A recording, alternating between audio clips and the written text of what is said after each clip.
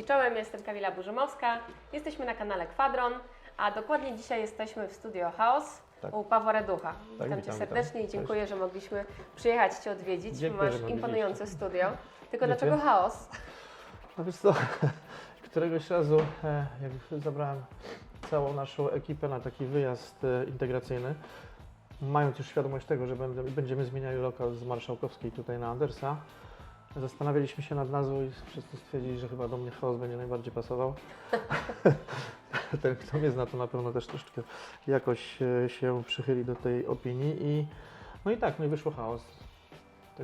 Także myślę, że to jest akurat Adekwatne? ciekawa nazwa, tak, szczególnie do działania akurat na pewno w tamtym momencie, jakie było. Także tak. Strasznie dużo się dzieje w Twoim studio. Tak naprawdę kto rozplanował wszystkie te dekoracje, Wiesz to co? jak wyglądają ściany? Powiem Ci tak, miałem osobę taką jak Mor, który jest też u mnie tatuatorem, on zresztą jak widać specjalizuje się głównie w kaligrafii, więc on tak jakby zajął się stroną, on malował, on wymyślał co będzie na tych ścianach. Jest jeszcze kolejny mój taki dobry znajomy, Jack Bronson. I to jest osoba, która ma swoje atelier we Wrocławiu i zajmuje się tak jakby aranżacją wnętrz. Ma też taki duży, że tak powiem, wybór wyposażenia różnego, takiego naprawdę dobrego top premium, można nawet powiedzieć. I on też pomógł mi zaaranżować niektóre miejsca, takie na przykład stanowiska barberskie czy antresole. No. Także tutaj z tymi dwoma osobami we trójkę żeśmy stworzyli całe wnętrze, można No powiedzieć. tak, bo oprócz studia, w którym możesz tatuować razem ze swoimi tatuatorami, masz jeszcze barbera. Tak. Kiedy to przyszło i to było takie naturalne przejście, żeby połączyć te dwa zawody ze sobą? Tak, wiesz co, od dłuższego czasu chciałem coś takiego zrobić. Widziałem podobne miejsce w Szwajcarii, jak mieszkałem przez jakiś czas i stwierdziłem, że to na pewno będzie współgrało, natomiast uważałem zawsze, że potrzebne będą do tego różne pomieszczenia, ze względu na to, że włosy, to wszystko, że tak powiem, jakoś tam w powietrzu wiruje łącznie z jakimś talkiem, ze wszystkim, więc w momencie, gdy ktoś ma otwartą ranę, to raczej słabo byłoby wszystko, że tak powiem, pakować do jednego pomieszczenia. I powiem Ci, że w trakcie pandemii, jeszcze jak byłem na Marszałkowskiej, tam, bo wiesz, że miałem na 63 studia wcześniej, przyszło do mnie moich dwóch dobrych znajomych barberów i zapytali się, czy nie udostępniłbym jednego pomieszczenia, gdzie mogliby strzec. No i tak razem z nimi wspólnie żeśmy stwierdzili, że jak będziemy się przenosili tutaj, to zrobimy też coś takiego. W zasadzie to już kilka studii tatuażu otworzyłeś, bo pamiętam jeszcze w Poznaniu. Monarchia, no. Tak, to jest trzecie. Z tym, że no tak jak mówię, tak jak jeżeli chodzi o Poznań, to faktycznie zupełnie to tam, że tak powiem, nie wypaliło z racji tego, że nie było mnie na miejscu, nie byłem w stanie tego dopilnować, no i tam kilka innych jeszcze, że tak powiem, sytuacji zeszło się na to, że musiałem je zamknąć. Natomiast tutaj M66 po prostu najzwyczajniej w świecie dostaliśmy zmianę lokalu, bo mam lokal od miasta i z racji tego, że miasto chciało wyremontować tamtą kamienicę, dali mi lokal zastępczy, czyli ten lokal. To z czego się cieszę, bo jest dużo fajniejszy. I od ulicy przede wszystkim, a zawsze chciałem mieć studio z wejściem od ulicy. To zgodziłem się przenieść tutaj z małymi perypetiami związanymi z remontem i zresztą to zawsze tak jest i z robotnikami, i ze wszystkim. Udało się to w końcu chyba po 4 czy 5 miesięcznym opóźnieniu otworzyć. No. Słuchaj, w ogóle była sytuacja tego typu, że cały remont w ogóle robiliśmy, wyobraź sobie, na przedłużaczach od sąsiadów, bo nie byli w stanie nam zamontować licznika prądu. Licznik prądu zamontowali nam chyba tydzień po skończonym remoncie. Także to też był hit. To są dobre historie. Także tak, no było dużo różnych dziwnych takich sytuacji, ale udało się otworzyć, jest jak jest. Zresztą w międzyczasie też opowiadałem Ci, jaka była sytuacja z jedną nieprzychylną osobą, także dobrze, że to wszystko się, że tak powiem, uspokoiło. Trochę perypetii się wydarzyło. Tak, ale od jakichś powiedzmy 3 miesięcy wszystko, że tak powiem, wszystko wróciło na tor dobry i dalej się zaczęliśmy rozwijać i wszystko, myślę, się poukłada.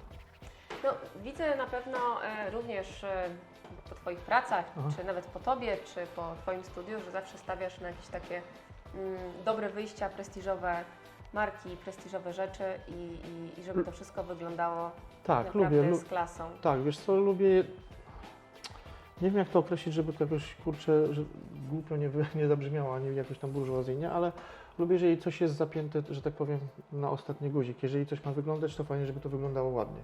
Nie lubię się brać za coś, co z założenia będzie wyglądało brzydko albo na niedokończone. Wiem, że też czasami bywa różnie, no bo i mi się kiedyś tak zdarzyło i też ma się jakichś moich znajomych, że no, każdy, kto robił remont, też wie o tym, że tak się dzieje, że czasami te pieniądze, które przeznaczasz na coś, okazują się niewystarczające, bo a to wyszła jedna rzecz, a to robotnicy stwierdzili, że muszą zrobić coś więcej, a to kurczę, coś kosztowało więcej i no, niestety trzeba ruszyć w momencie, w którym, że tak powiem, nie chciałbyś ruszać. No ale tak, raczej staram się, żeby to wszystko dobrze Wybierasz dobre produkty. Staram się, Oczywiście od razu chcę tutaj nawiązać do tego, że pracujesz na naszych produktach. tak. Przede wszystkim używasz naszych kartridży, więc nie byłabym sobą, gdybym nie spytała, co mógłbyś o nich powiedzieć. Czy wiesz co, no, to co mi się najbardziej podoba, że tak powiem, w Waszych sklepach, to fakt, że praktycznie zawsze jest ciągłość, że tak powiem, produktu, tak? Próbowałem, bo nie powiem, że to byłoby kłamstwo, jeszcze też jakichś innych rzeczy, ale jeżeli często było tak, że jak spodobał mi się jakiś kartridż, jakaś igła, to nagle okazało się, że po prostu tego nie ma, będzie za miesiąc albo coś takiego i w momencie, gdy się przyzwyczajasz do czegoś, zresztą to też może powiedzieć każdy inny tatuator, Tak. i nagle kupujesz tą samą igłę, dajmy na to, nie wiem, 9 i ta 9 jest zupełnie inna niż poprzednia 9, do której byłeś przyzwyczajona, no to jakoś tam Ci, że tak powiem, no oczywiście da się wytatuować, no, każdy jak ma jakieś doświadczenie, to zawsze sobie poradzi z tego typu rzeczami, natomiast jest to jakieś wyjście ze strefy komfortu, tak? Więc tutaj akurat w Quadronie jest dobre to, że faktycznie cały czas jest jakaś ciągłość tych produktów, produkty są jakiejś dobrej jakości, także no tak, podoba mi się to. Od dawna pracujesz na naszych kartridżach? Chyba od początku, no. Od początku. Mało tego, nawet mogę, kiedy to było, bardzo regularnie jeździłem w 2012, 2013 i 2014 roku do Danii. Nawet tam do takiego studia, pamiętam, ono się nazywało House of Ink, przecież tam nawet ściągałem zawsze wtedy igły Quadronowe. Nie było jeszcze kartridży, albo dopiero wchodziły, nie pamiętam już, mieszał Tak, bo jeszcze szczegóły. tatuowałeś na igłach. Tak, no, na maszynkach cewkowych przede wszystkim. Także w ogóle ja byłem jedną z tych osób, które, że tak powiem, zarzekały się, że nigdy nie wejdą na maszynki, że tak powiem, rotacyjne, a już w ogóle na peny albo na maszynki, że tak powiem, znaczy no, na peny, tak? One są przecież przeważnie w tym momencie maszynkami bezprzewodowymi, to już powiem Ci, że jak, no nie, wtedy bym nie uwierzył, że będę na tym tatuował. No dzisiaj widziałam co innego. Tak. Ale śmieszną rzecz mi powiedział Timur. Ja pamiętam, jak byłem u niego na Gespocie we Wrocławiu i on mi wtedy, Krzysiek Sawicki wtedy, pamiętam, dał mi, tak, do spróbowania pierwszego tego pena Cheyena i powiedziałem, że nie będę tego robił i Timur mi powiedział śmieszną rzecz, mówi: Paweł, tatuując na cewkach, a mając takie maszynki, to jest tak, jakbyś w dalszym ciągu chodził srać kurwa do dołka, mogąc się wysrać na kiblu do łazienki, więc też troszeczkę mnie to ruszyło. I słuchaj, efekt był taki, że chyba po 30 minutach tatuowania tym penem właśnie zadzwoniłem, pamiętam, do Misia, do Quadronu, żeby mi zamówił.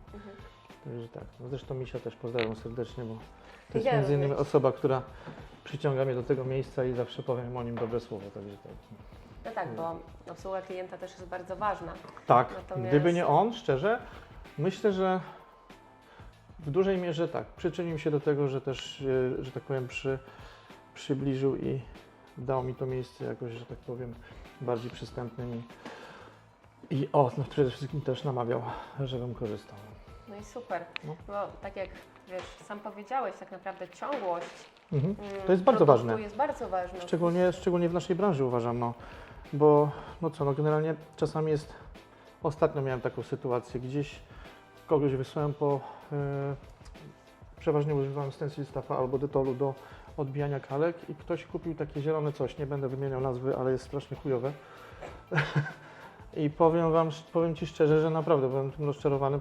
Męczyłem się przez pewien okres czasu, zresztą nawet widziałeś, dzisiaj też odbijałem na tym czymś i tak, na pewno nie będę z tego korzystał.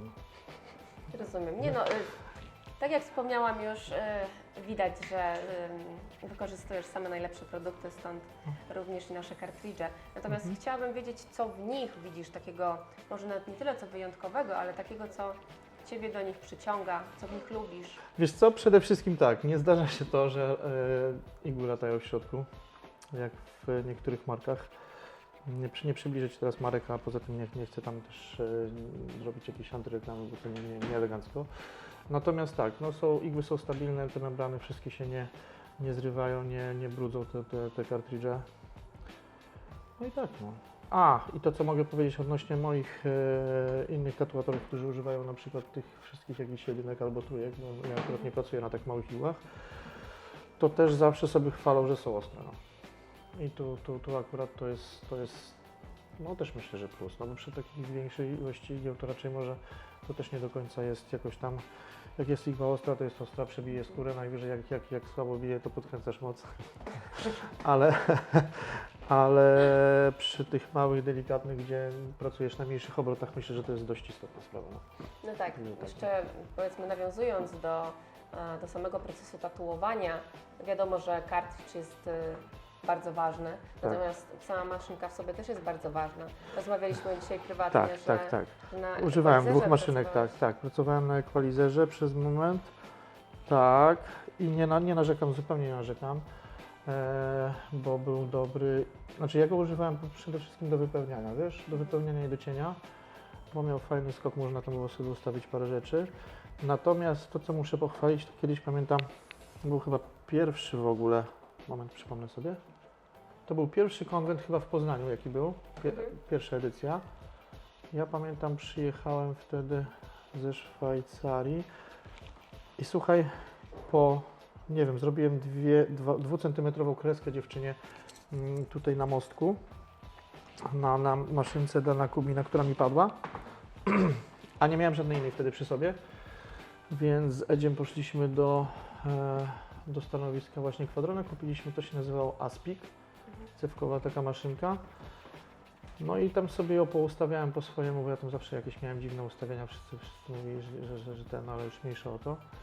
I powiem Ci, że mi ta maszynka służyła dobre 2 czy 3 lata. Gdzieś ją chyba albo zostawiłem na jakimś konwencie, albo ktoś mi ją ukradł, nie wiem, nie osądzam, nie widziałem, po prostu zniknęła mi z walizki. Ale tak, no służyła mi bardzo, że tak powiem, dobrze. No to w ogóle masz ze sobą spory research różnych produktów na rynku, więc tym bardziej tak. cieszę się, że wybierasz Że nas. Kwadron, tak?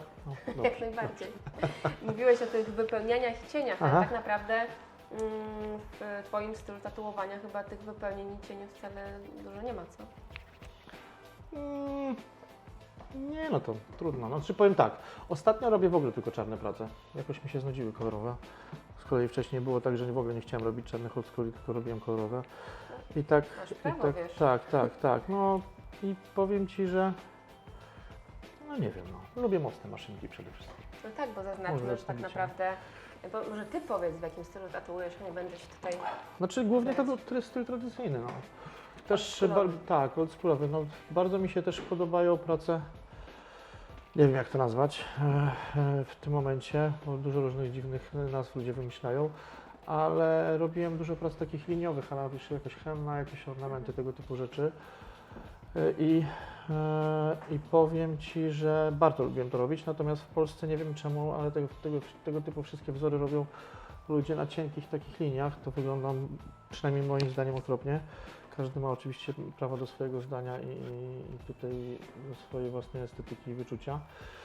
Plus lubię też robić takie wzory takie ala polinezyjskie, jakieś samańskie, jakieś tego typu rzeczy. No to mnie na przykład taka dłubanina mnie uspokaja, o tak Ci powiem.